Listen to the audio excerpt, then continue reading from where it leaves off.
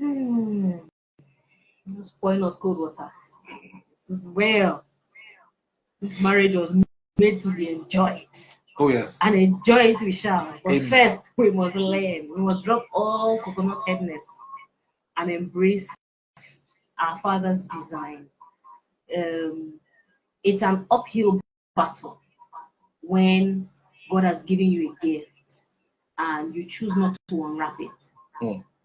It's just pure stubbornness and short-sightedness to not work with the Spirit of God that is inside of you to reveal you to you, and in revealing you to you, surrendering what is chaff, separating it from what is actual wheat that blesses your home and blesses your life generally.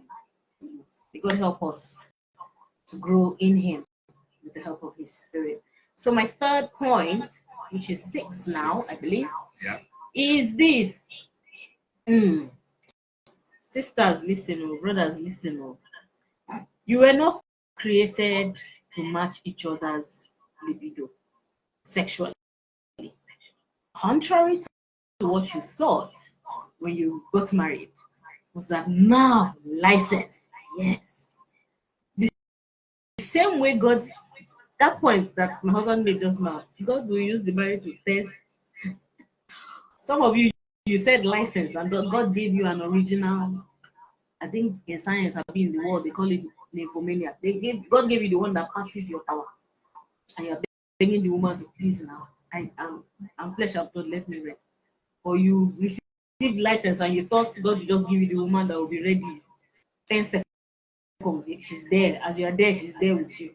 And the hand that you find that you are dealt is very different from what you came into the marriage expecting.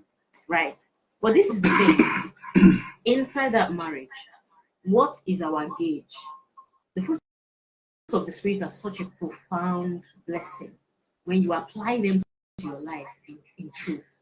If we were not created to match each other's libido, and God gave us this thing called sensuality, sexuality, as one of the many gifts and tools to make our marriages richer, what then are we supposed to do? This is it. God didn't create your libido to match your husband's own or your wife's own exactly. But what He did is He created you to be patient, He created you to be kind, He created you to be gentle, He created you to be faithful, He created you to be generous, He created you to have patience, perseverance, long suffering, and He created you to love above all things. Inside those fruits of the Spirit, inside the gifts of God, inside the Spirit of God, is everything you need to be what you need to be to each other, even in your marriage bed, in your intimacy, in your sexual intimacy now, in your marriage bed. So, yes, have we had the occasional battle where you said no yesterday? You said we have. Please, if your marriage here has not had, please come and lay hands on the rest of us. But it is, it is commonplace 9 out of 10 times that you will. If you are ready, he's not ready, or he's ready, you're not ready. But if you override your humanity, and this is what I do oftentimes when I find myself in that place, is I can already sense a few hours before where my husband is going. And so I just already begin to speak to my body, tell the Spirit of God within me to up whatever needs to be upped and to dispel whatever needs to be dispelled in my mind. Is working. And to be made ready for whatever has to come in the very near future, in minutes or hours. And will he every time do it? Sometimes he does. Sometimes I don't feel that the Spirit fell upon me. But even here, God is honored, right? Because everything about your marriage has to be given to Him, including that, including your sexuality, one to the other, your readiness, or the lack of, and God helps to be the gauge. It's better for God to be the gauge than for you to say we must do this once a week, or we must do. Let the presence of God and the Spirit of God within you be the gauge that keeps your marriage healthy, fun, loving, patient, generous, not self-serving, but generous to each other. And that's my third lesson and our sixth lesson in marriage. All right. Maybe we should fly lesson by lesson. All right. So let's see how we can. We had hoped to try and get through all these points by about 8 p.m. and I think this is 8 minutes to 8. God have mercy on us.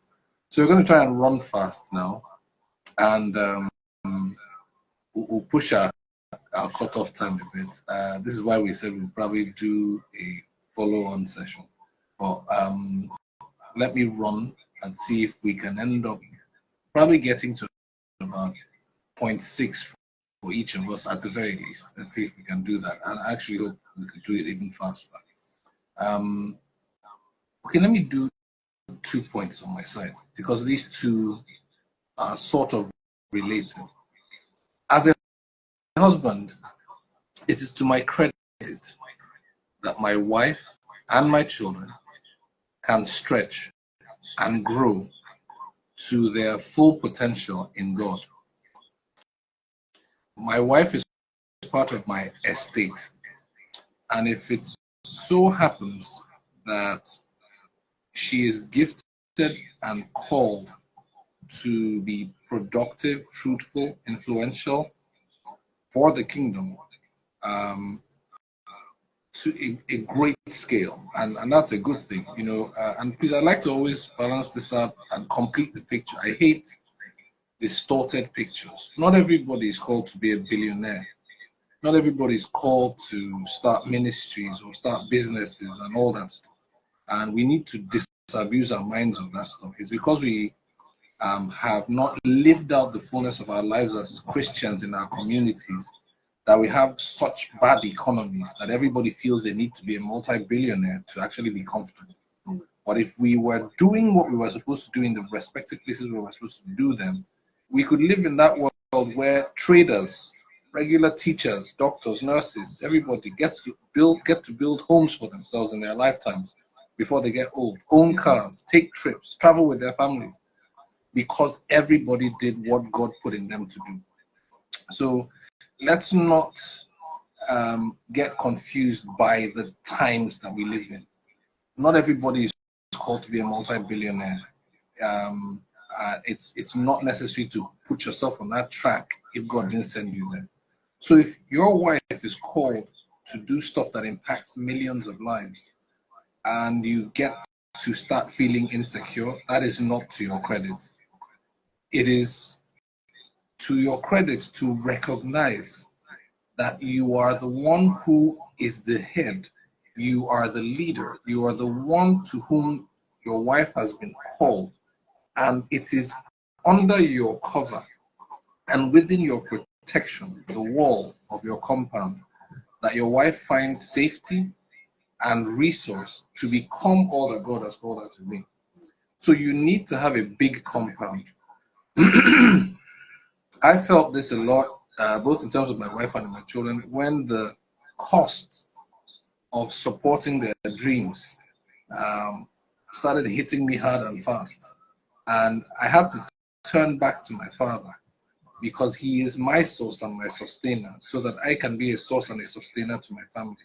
And I think I was blessed by a certain sermon I had at a certain point in time that let me know that the growth of your wife and your children, the amount of giftedness, the skills, the reach, the influence, is an indication to you of just how blessed you are and how elevated you are in God's sight, that you have been called to be a facilitator of that.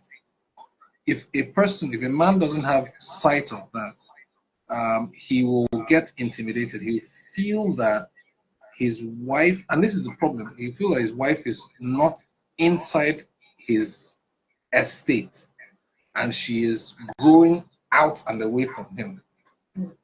And he will not take care of her, he will not nurture her, he will not instruct her, he will not guide her, he will not do anything he's supposed to do for her. Rather, he will be sulking somewhere saying, God, increase me too, increase me too.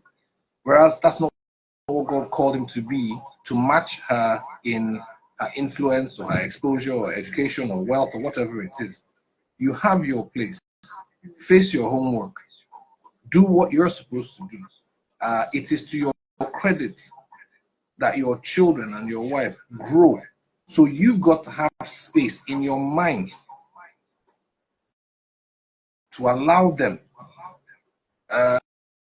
Michael Jr. jokes and says he's a comedian, and he says to the people who don't understand why a comedian can come and crack jokes in church, he says to them, what good father doesn't like to hear the sound of his children's voices laughing in his own house? So if you say you want to have children that are smart and you don't float the budget for them to experiment, how are you facilitating it? They will damage some tablets. Write it off. They will damage some TV screens. Write it off. We, as husbands, get stressed out when we don't see God as our source. And we think that it's all coming out of us and we are finite and all that. And that's where it gets unhealthy. So my second point here feeds right into this, that as a husband, I have to tend my wife and children as vines. I am the caretaker. I nurture, I trim, I prune, and I harvest and celebrate the fruit of their growth. Nurture, trim, prune, harvest, and celebrate the fruit of their growth. That's my work. And I have to have space. I can't be so self-absorbed, whether business is going well or not, that I forget this very important business that I have been assigned by God. A lot of parents today are doing that Martha thing, where they pick an aspect of what they believe God needs them to pay attention to, and they go at that with all their passion. And there's nothing wrong with what they're doing, but there's everything wrong with the things that they are neglecting. I tell parents that children are not spoiled by the iPads they are given. They are spoiled by the discipline that they are denied. Children are not spoiled. Wives are not spoiled by the things that you give them. They are spoiled by the things that they are denied. So you've got to have the capacity to provide that space, that mental energy, that patience to provide, to let your children grow, discover their talents, discover their gifts, discover what they're called to do, step out in faith, try it out, fall, come back, you rub their head, you pat them on the back, and you say, go out and try again. And when they start to flourish, you don't get envious. You don't get insecure. Hallelujah. Amen. So those are my